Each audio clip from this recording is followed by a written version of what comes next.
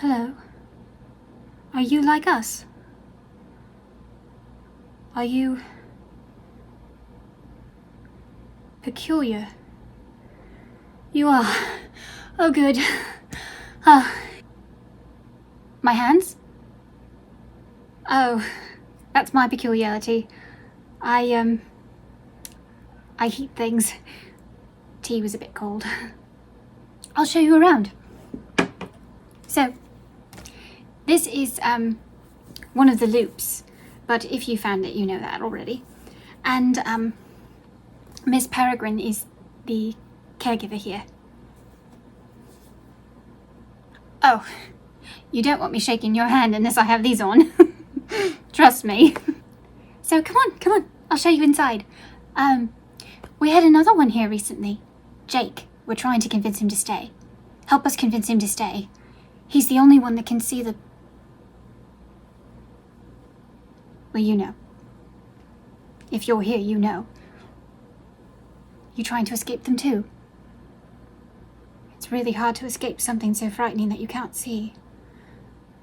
Hello! Welcome back to the Spoony Stitcher channel. I'm Shannon the Spoony Stitcher. You're inside the Stitchery, the spooky Stitchery. Happy Pinkoween! Happy Pinktober! Happy Tim Burton Tuesday! This is a very special episode of Tim Burton Tuesday. You'll see why. But this episode is a bit peculiar.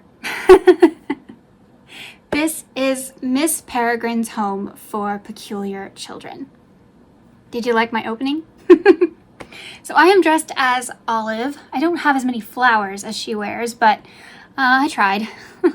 I got the gloves, and that's the main part. So she wears these black rubber gloves because her peculiarity is fire. And if she touches anything that's not rubber, she will set it on fire. She set her bed on fire when she was 3. That had to be an interesting thing. So she is one of the many children adopted and cared for by the wonderful Miss Peregrine. They are hiding from the hollows. It's very hard to hide from the hollows because you can't see them. Well, almost everybody can't see them. As always, we are going to talk about the crochet stuff up front, and then we are going to talk about the film stuff later. So if you just want to stay for the crochet stuff, stick around. And if you want to stay for the whole thing, grab coffee, tea, crochet project, whatever, and enjoy my little video. I may have to take these off because they are very hot. So for Miss Peregrine's home for peculiar children, I thought there was nothing better to crochet than her infamous pocket watch.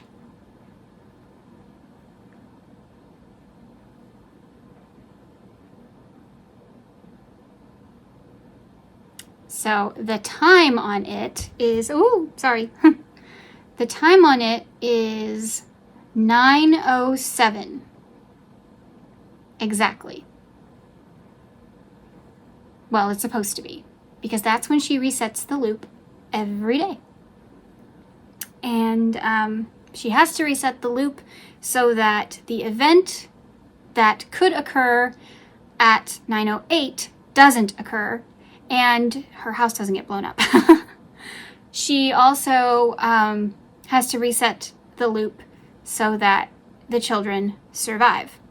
And so she and a bunch of other, I believe they're called inbreens or something, all turn into birds, but they are like caregivers for all of these peculiar children. She has this really great speech in the beginning about what a peculiarity is, what brought them here, that kind of thing. And if you can find that clip on YouTube, it's usually the one they show. Like if you find any clip on YouTube, that's usually the one they pick, where she meets Jake and she walks him through. Miss Peregrine is played by the wonderful Eva Green, and she carries the pocket watch, and she is constantly timing everything.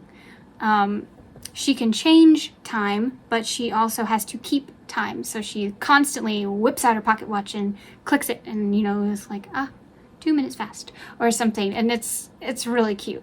But I picked Olive not just because she is the redhead in the film. I know I already have the hair, But because her story is not very well known, she isn't a very big character in the story, but she's kind of like the mom of the little ones. She's not the oldest. I found out that Emma was the oldest, but Emma looks younger, but she's older, and then Olive looks older, but she's younger, but not by much. So that's interesting. But again, in the loop, nobody ages, so it doesn't really matter. But Olive seems to kind of care for the little ones like a mom, or like Wendy in Peter Pan. Olive very much reminds me of Wendy. Well, Olive and Emma both remind me of Wendy. Emma has Wendy's spirit and spunk, and Olive has Wendy's mother-like nature and protective instincts. So I think they're both really interesting characters. But I picked Olive because it's really easy. She wears pink. This is Pinktober, so that's perfect. And, you know, her most iconic feature is her gloves. So there's really not a lot I can say about this movie, to be completely honest. There are so many spoilers if I tell you much about it that I could have either made a really short video or I could talk about 2 films. Which one do you think I did? I'll be right back.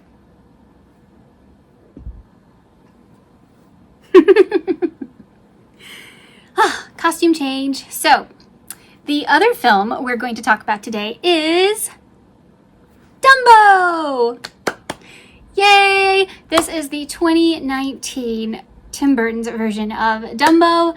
It is not like the cartoon, okay? As most live actions are not, but it is not like the cartoon. Now, crochet-wise, what did I make? Well, what else could I possibly make? Dumbo, of course. This is my Pill Pal pet elephant. Isn't he cute? I should have made his eyes a different color. I realized that they're this really gorgeous blue, but I made them way too light and you almost can't see them at all. I should have changed colors, but that's okay.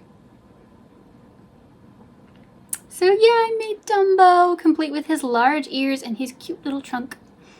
I had to make Dumbo. I've wanted to make a Pill Pal pet elephant for a while, so this was just a good excuse. Isn't he sweet? Aww. So I am dressed as Colette. I'm going to be really real with you guys for just a second. I'm a Spoonie. I'm called the Spoonie Stitcher for a reason. I wanted to get so much more done for this video because I thought of so many cute designs that I could make for this video. They didn't happen, okay? If I get a Colette tot done, I will insert a picture somewhere around here. If I didn't, then I didn't. But I really wanted to make a Colette tot because I wanted to make her as herself. So this version. I wanted to make her as herself because so much of the movie she is in costume and she's in, you know, tons of makeup and wigs and all this kind of stuff, and she never looks like herself unless she's with Dumbo and unless she's with the kids. So her character is a side character, but she starts to turn into a main character, and she and Dumbo have more in common than you'd think. And I think that's really interesting that Tim decided to do it that way, because Colette is not a character that's in the original book or in the 1940s. I don't know, the old Disney movie. She's not. She's a new character that, yes, she's probably there to act at a different capacity for a film like this. You don't know if she's the bad guy or the good guy, but she has a very interesting arc, even though it's a mini arc. The kids and Dumbo are supposed to be more relatable to us than her, but you know me. I love Eva Green, and I love characters that don't get a lot of light. Just like Olive in Miss Peregrine's Home for Peculiar Children. As much as I love Miss Peregrine, again, played by Eva Green. Today's Eva Green Day, if you didn't figure that out. But Olive is a character that doesn't have a lot of scenes, doesn't have a lot of lines. Well, she's there in the background a lot, but she doesn't say anything. And she's just an overlooked character for the most part. Yes, she and Enoch kind of have a relationship, sort of. Their love story is really cute, especially at the very end, but the love story that you're supposed to focus on is Jake and Emma. So Olive and Enoch get kind of pushed to the side, which is fine because Jake and Emma are really cute. But in Dumbo, there are a couple of love interests for Colette. This is the part of the video where we're going to talk about both movies. I am going to stay in this outfit because, you know what, I feel very Halloween right now, like with the sleeves and stuff. I look kind of witchy, and I think I like that better than the pink. So I'm gonna stay in this outfit. And if you guys don't want to hear about the films, it was nice having you. And if you want to stay, good. Stay tuned. So Miss Peregrine's Home for Peculiar Children is not a kids movie. Cannot state that enough. There are just too many elements in Miss Peregrine's Home for Peculiar Children that are a little frightening for kids. The hollows are really disgusting to look at. The bad guys are really gross. What they eat is really gross. Tim Burton went pretty hard on this one image-wise, but the kids are pretty adorable. Well, except for the kids that are in the masks. When they lift up their masks. Leave the masks on, children. Yeah. And they didn't make them like disfigured children. They made them like they weren't human. But I think they only take off their masks twice in the whole movie. But they are pretty terrifying. So there's that. So there's frightening images.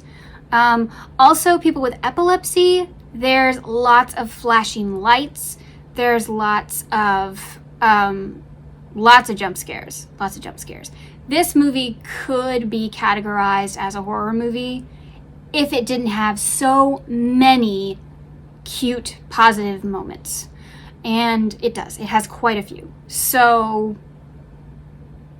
it's up to you, but I wouldn't show it to a kid. There's not one character in this movie that is not wonderful.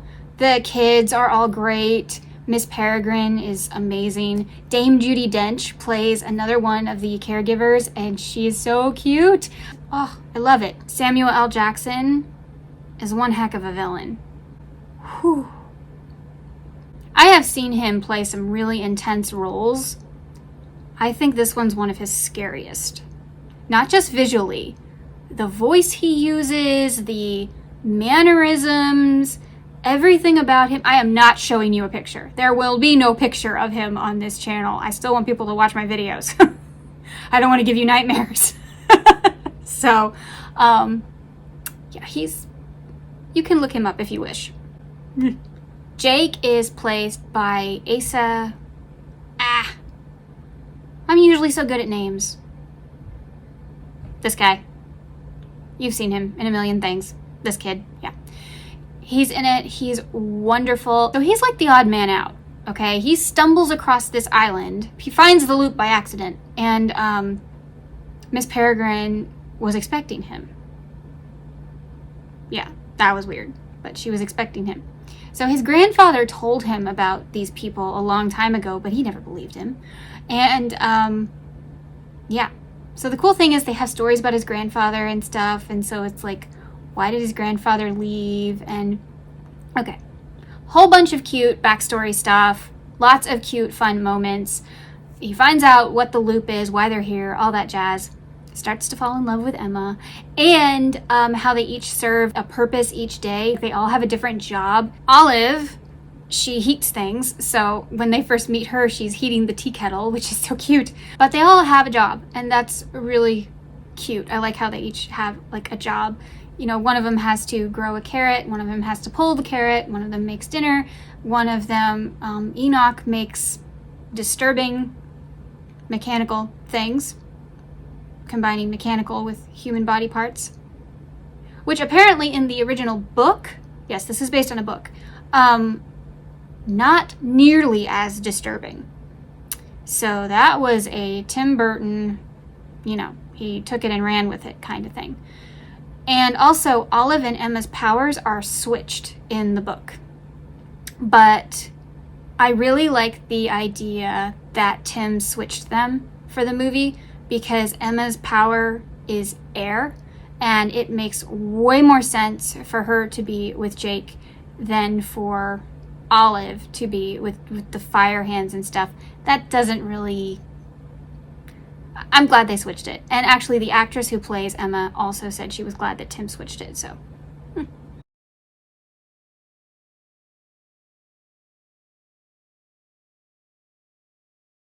Costume design.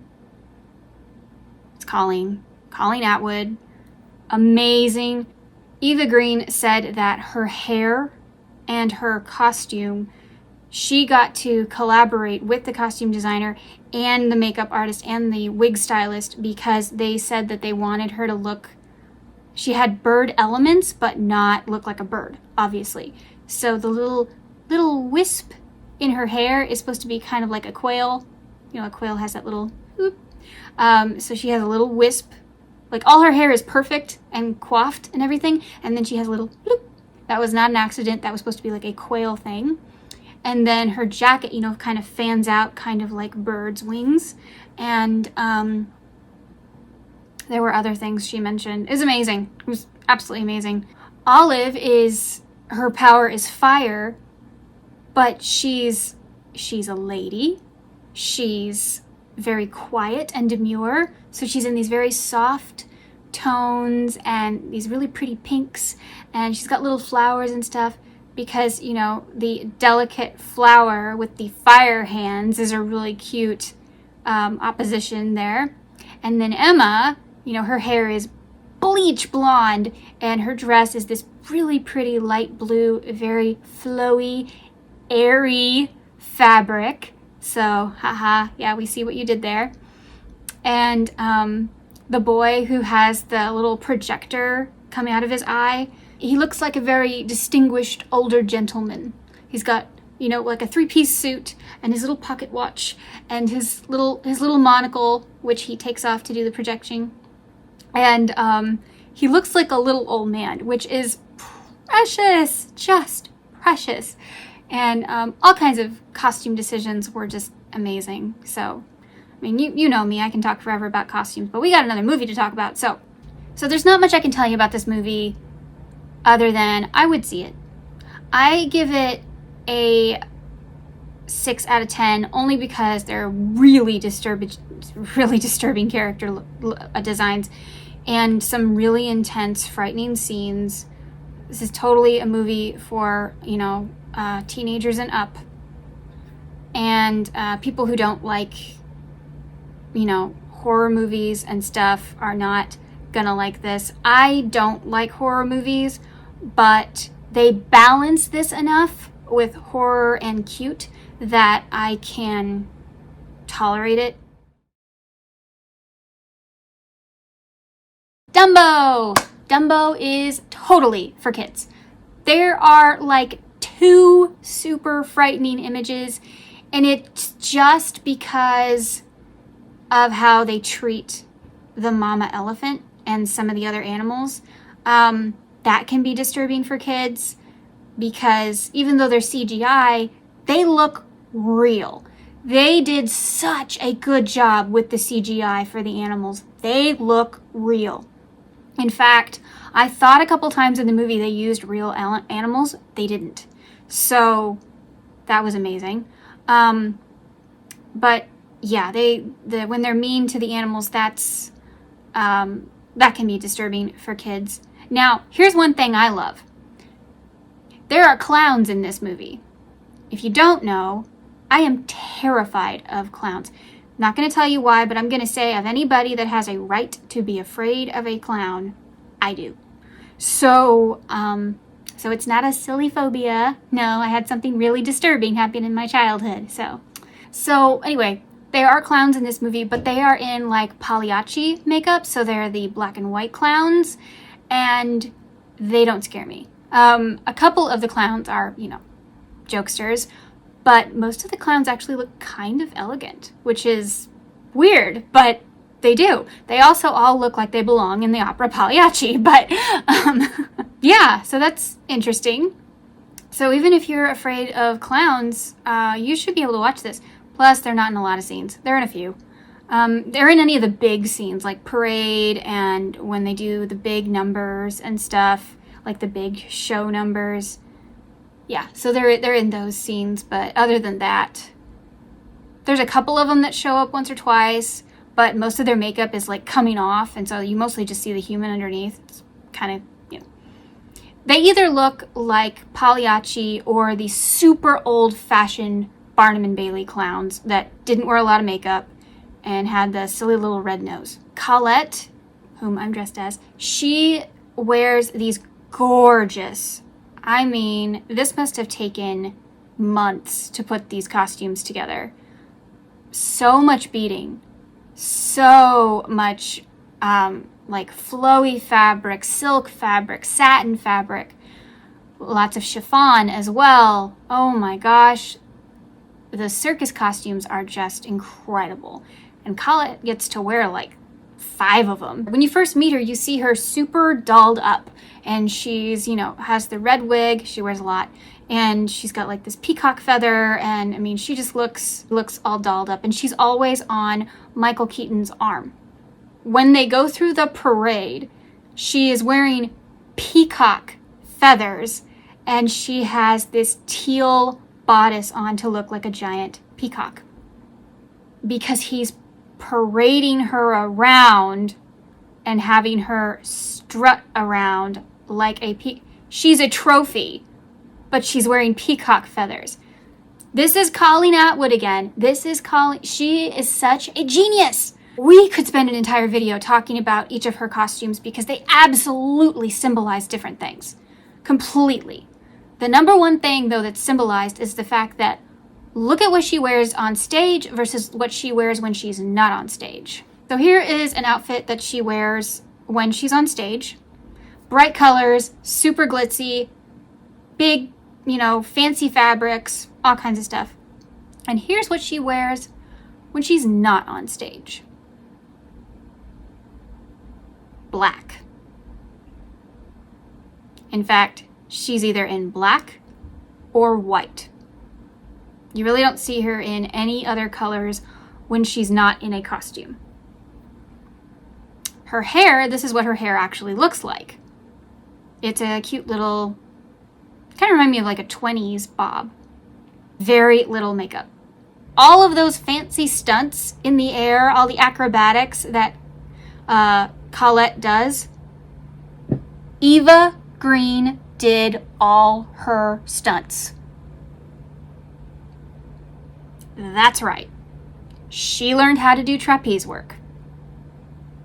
She got on this like wire thing to ride the elephant. She did all of this. This just keeps proving how amazing she is. Anyway, but of course Eva Green is not the only wonderful actor in this movie. You've got Danny DeVito as the ringmaster. You've got Colin Farrell, who once again is not allowed to use his accent. Ugh, one day. And he is the father. You've got the 2 kids. Oh, where did they find these actors? The kids are so good. You've got Michael Keaton as, the businessman, the shady businessman, because does Michael Keaton ever play a good guy? Yeah, he does. But, I think he really likes playing the villain. And I don't blame him. The villain is fun. And we could talk about his costumes too, because they are very telling about what's going on in his head. Amazing. But I want to talk real briefly about the elephant. So the elephant is CGI. You know me, I don't like CGI animals, but whoever did the CGI for this movie, I already told you that the animals are really well done. Dumbo is not a regular elephant. Yes, he has the big ears. They moved the eye placement. So an elephant actually has eyes on the side of their head. But to give him expression, and so that he could interact with the kids, and you could see what was going on in his head through his eyes, they moved the eye placement and it doesn't look weird. How did they do that? I don't know, but it doesn't look weird. He's adorable. Look. Oh, he's so cute. And you see everything on his face. Whoever animated him is amazing. Everything is displayed in this elephant's eyes. You know exactly what he's feeling. You know when he's happy. You know when he's sad. You know when he's mad. You know everything. He is so well done. Here's the really funny part. Children won't be as familiar acting with nothing there like adults would who went to acting school and stuff and were taught pantomime and stuff like that. So they actually asked a man to dress in a green suit, elephant style, so that the kids would have something to interact with. And apparently this man makes a very good elephant. Because I think it was Eva Green, who said that the elephant actor is one of the best she's ever worked with. So, yay to the elephant actor. But that's so cool. And then they put the CGI image over him, so that the kids would know where things were. And that was really clever. And I like how people always say that Tim does not discount anyone. He takes feedback from everyone. He makes sure everybody's comfortable, especially the kids. So, good for Tim. Dumbo is an 8 out of 10. It is precious. It is such a great film.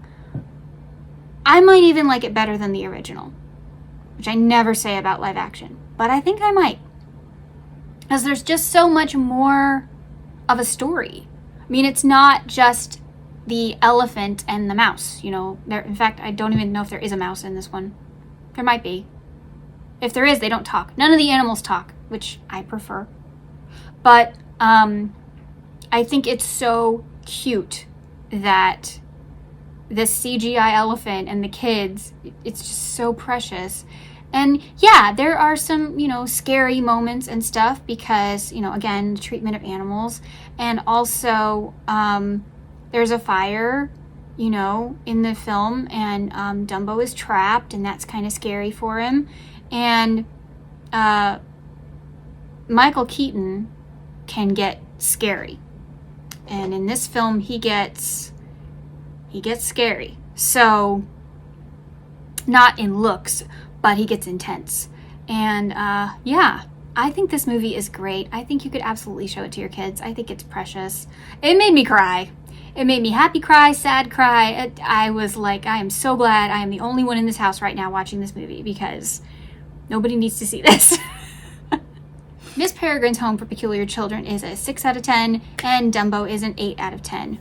Whichever one is your cup of tea, watch that one. If you don't like either of them, I completely understand. Thank you so much for watching today. I won't take up any more of your time. Don't forget to turn into Spirit Week next week. There's still a Tim Burton Tuesday.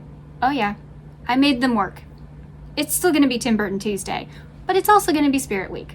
Also, please join me this Friday.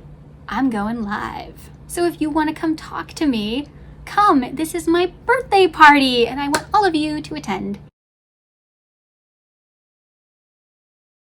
Thank you so much for joining me today. Remember, life happens, yarn helps, and spoonies can stitch it up too.